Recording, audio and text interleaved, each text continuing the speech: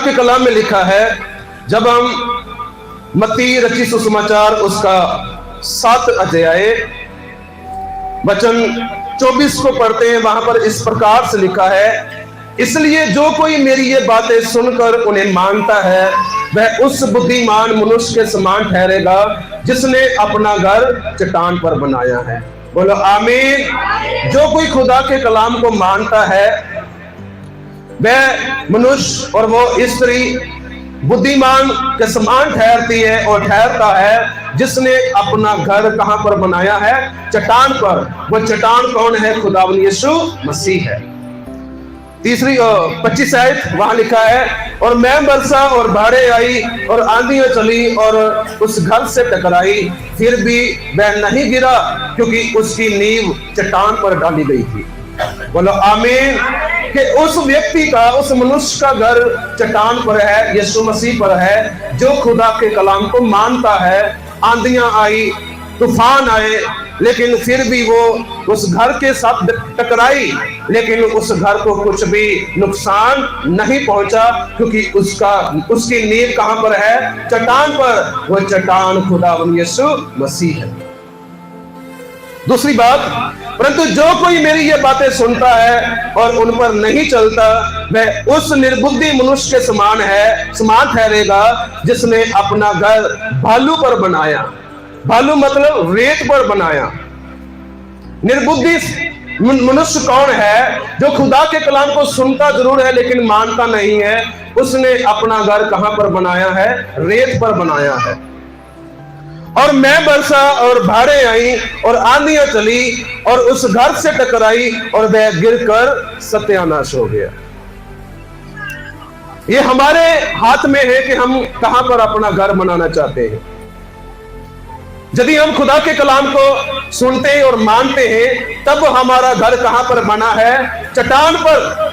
आंधियां आएंगी, तूफान आएगा, आपके जीवन में बहुत सारे कष्ट आएंगे, समस्याएं आएंगी, बीमारियां भी आएंगी, बहुत सारा शैतान आपके सामने बहुत सारी परीक्षाएं लेके आएगा। लेकिन यदि आप खुदा के कलाम को मानते, सुनते हैं और उसके अनुसार चलते हैं, चाहे आंधियां आ जाएं, तूफान आ जाएं, उसके साथ टकरा भी जाएं, लेकिन यदि आप खुदा के कलाम को मानते, सुनते हैं, वो आंधियां, वो तूफान भी आपके साथ टकरा का नुकसान कभी भी कुछ नहीं कर पाएंगे।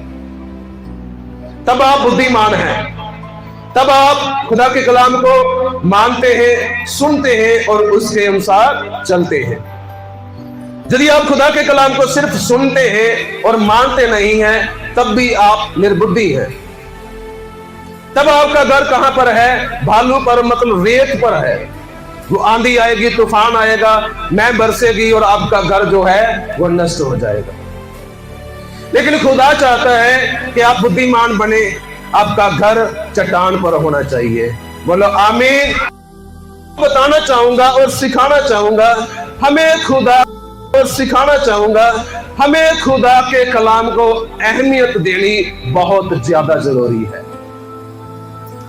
किसको? खुदा के कलाम को। इसलिए यदि आप खुदा के घर में आए, अब अपने साथ बाइबल के साथ अपनी नोटबुक लेके आए, पेन और कॉपी लेके आए। खुदा के कलाम को, यदि आप खुदा के कलाम को अहमियत देंगे, खुदा आपको अहमियत देगा। यदि आप खुदा के कलाम की रिस्पेक्ट करेंगे, उसका आदर करेंगे, सम्मान करेंगे, खुदावन आपका भी क्या करेगा?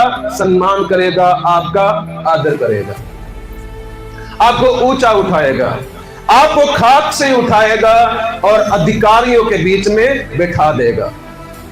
इसलिए खुदा के कलाम को आप अहमियत दें। जब भी खुदा के कलाम को आप अपने घर में पढ़ें, उसको लिखें, जो आयत आपसे बात करे, जो खुदा का कलाम, जब मान लीजिए आप निर्गमन 23 अध्याय को पढ़ रहे हैं, वहां पर ऐसा वचन आपको मिला, एक आयत आपको मिली, आपके दिल को छू गई, आपके माइंड में लगा आपको कि हाँ, इस कलाम के अनुसार, इस आयत के साथ खुदा ने मुझसे बात की है, उस कलाम को नोट करें, लिख ले, ताकि आप उसको फिर से पढ़ सके।